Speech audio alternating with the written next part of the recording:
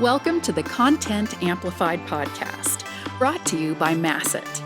Our goal is to help you get more from your marketing content. Each episode is a 10 to 15 minute interview with industry experts that share amazing insights to help you squeeze as much juice from your content as you possibly can. Here's today's interview.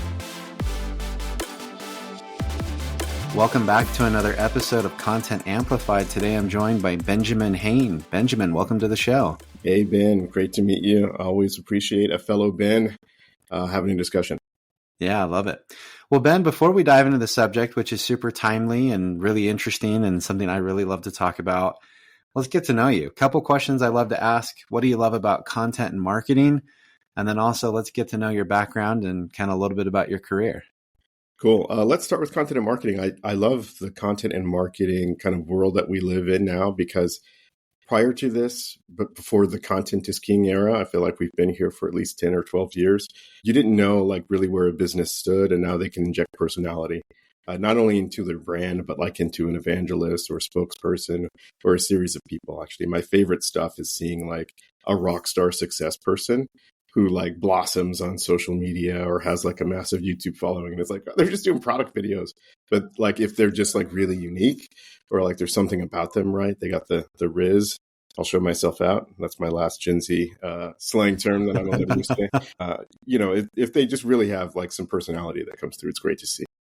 Love it. Tell us a little bit more about your background. Yeah, about me. Right now, I am a fractional VP of marketing. I kind of do three main things. I can act as, a marketing strategist and executioner. That's why I call it fractional, because I can actually get in and do the work, or I can just, help optimize certain GTM programs, digital, ABM, go-to-market strategy. And I also guide, recommend, and advise companies on leveraging AI to improve their processes or displace legacy tech. I love it. And AI is such an interesting subject, and we're going to dive into that today. So I'm excited for the conversation.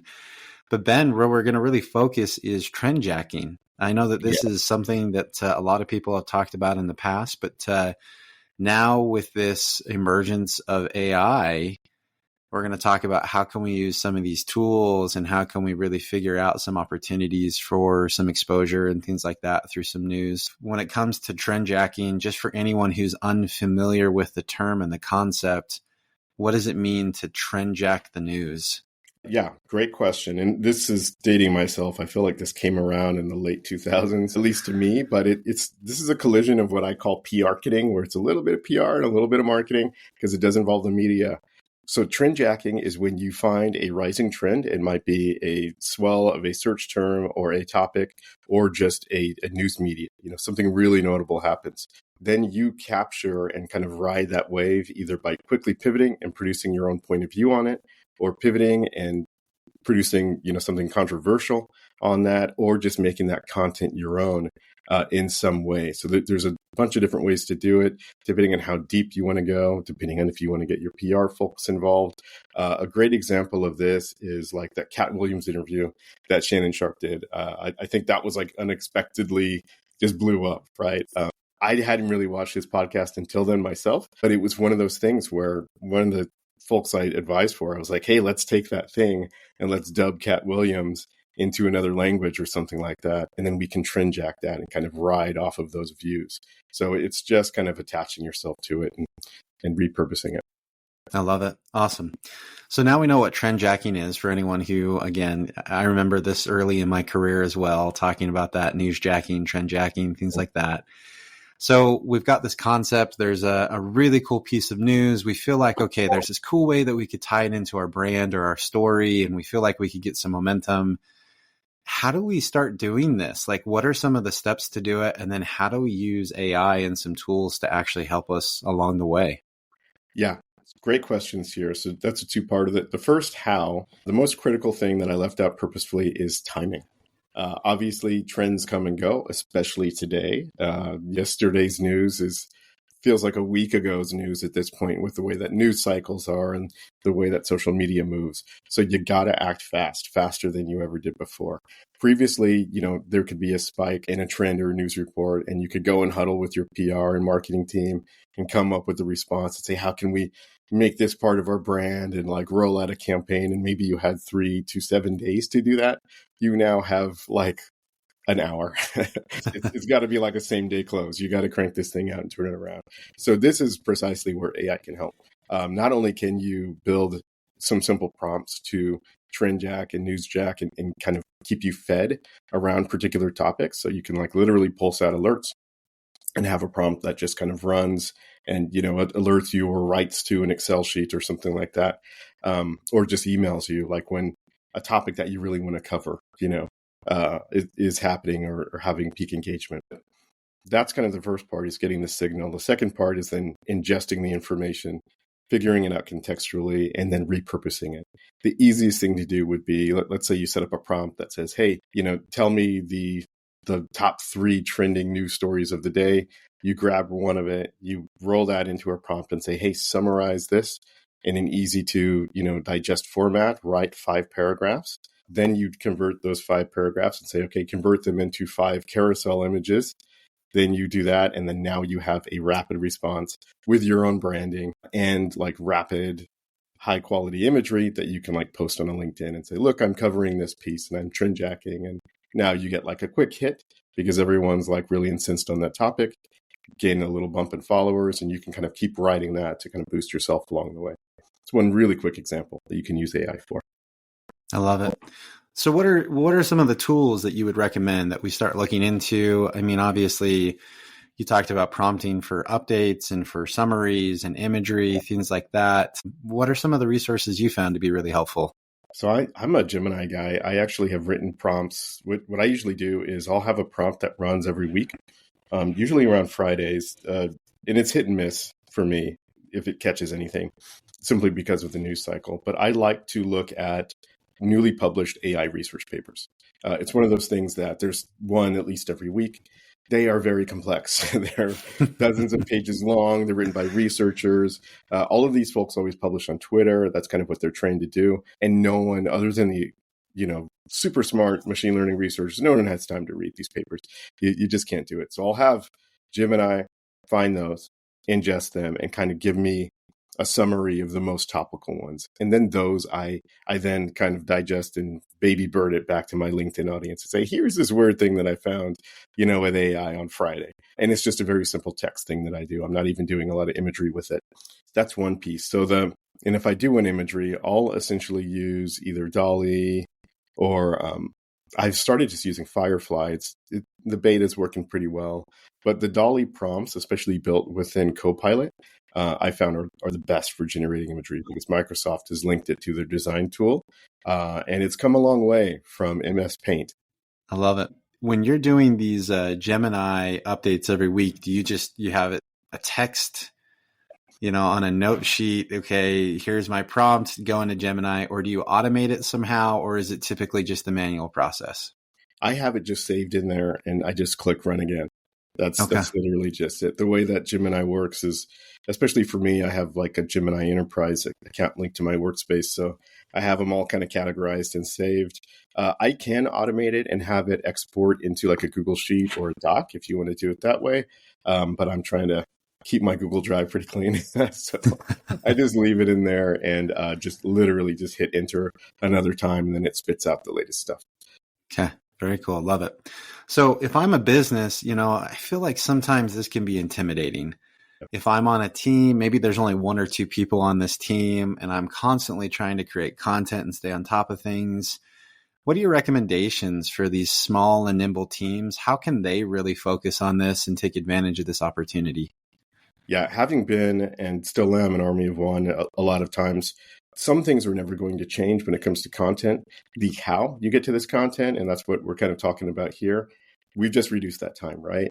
But the why, you still got to do that a little bit manually. And the why is building out a content calendar. You need to go through your sales process and you need to build out your buyer's journey. You still need to do that stuff. You can leverage AI to help you. You can literally ask it, hey, help me assess a buyer's journey. Here's kind of the ICP. You can feed it some of the data for your closed won sales or your deep in funnel meetings and things like that. It can assist you, but without that roadmap, you are going to be lost and you're going to be reactive. So step one, get proactive and build out that content calendar and plan. It ought to mimic, like I said, your buyer's journey, where your buyers are, what content they're consuming, either on your website or offline. That shows, every stage from awareness all the way through to decision. And then from there, you can say, okay, what themes and what formats are going to resonate with them? Trend jacking is going to be more in kind of top of funnel awareness to get some eyeballs and show proficiency, show that personality around your brand, get people to come in and then convert with your deeper funnel content. But without that, you can't just walk in and say, oh, AI is going to fix my world. You still need to have a plan and make it work for you. I love it. That makes a lot of sense. So let's say I've found this really cool piece of content, like maybe I'm using Gemini or some other AI tool to help me kind of stay up to date on the news. Mm-hmm. And I've found something that is relevant that I feel like my audience would enjoy. How do I wrap my head around putting a spin on it? Obviously just regurgitating it's a little difficult. Yeah. What are some ideas and thoughts and maybe just, I don't want to say prompts, but some ideas that people could run with to figure out how to trend jack properly? Yeah, there's a couple of different angles that you can take here because trend jacking really is, and it sounds like you know a lot about it, Ben.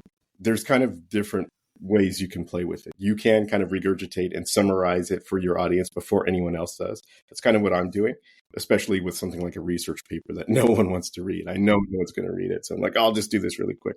One thing that a lot of people did during the trend jacking hype era was taking a controversial stance on it or showing how it aligns with their brand. So let's say that, the most popular thing coming out of I'll take an example, like the debate that just happened, right? Biden and Trump.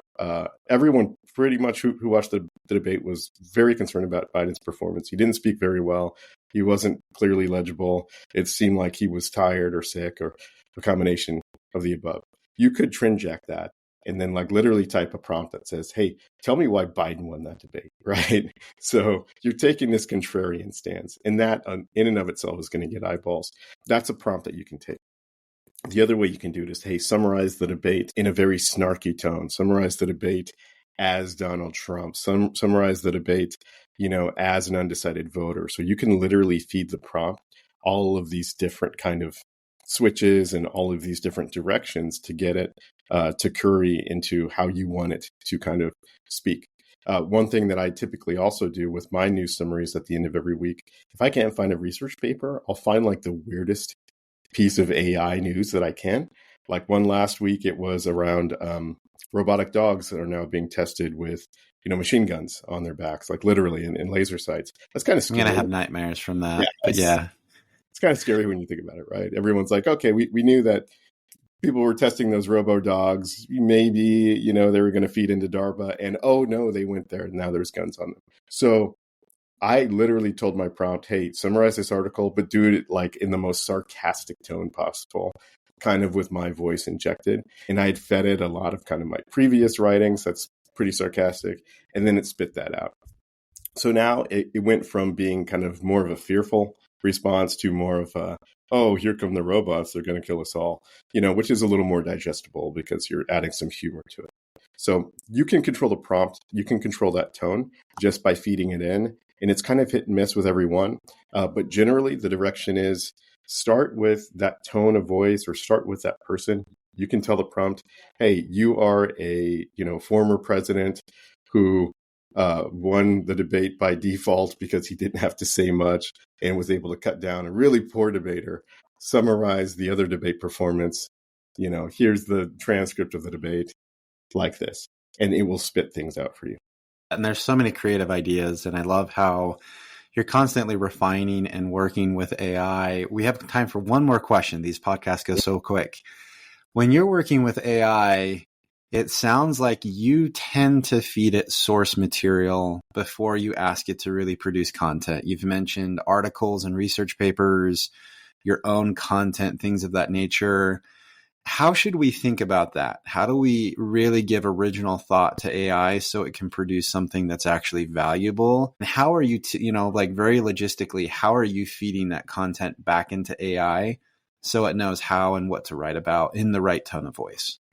That's a great question. I think what a lot of people do, especially people that have maybe tried it once or twice and say it sucks or it doesn't work, do start with the assumption that it is like a PhD level researcher that doesn't know anything, right? About you, your brand, your topic, or any of that stuff. But it can learn way faster than you, and it can output and test and iterate, millions of times faster than you can. So with that in mind, if you literally had a PhD student in front of you who didn't know anything about your business, would you just ask them, hey, write a blog post? At first you would say, what? I don't know anything about your company or any of this stuff, right? Yeah. So feed it a couple of previous blog posts, just literally copy and paste it and just say, hey, read and summarize this blog post. Give me some notes on the voice and tone. Tell me what you think the value prop of this business is, or tell me what you think we should do. Maybe, your top 3 best performing ones, whatever format that may be. In that same prompt window, after that, say, okay, now, given that, write a new one on this topic or summarize this article. Kind of having that context in the same thread really improves the results. Well, Ben, these are amazing insights, and I really love the conversation today. If anyone wants to connect with you and reach out online, how and where can they find you? I'm usually blogging on LinkedIn a couple of times a week or posting there. It's at Mojo Mogul there. And then from there, you can hunt me down any way you want. Love it. Love it. And we'll link to everything in the show notes. Again, Ben, thanks for your time and insights today. Same to you, Ben. Great chat. Thank you for listening to the Content Amplified podcast. Please subscribe and leave us a review. And for additional ways to get more out of your content, visit our website at getmasset.com. That's getmasset.com. And tune in next time to the Content Amplified podcast.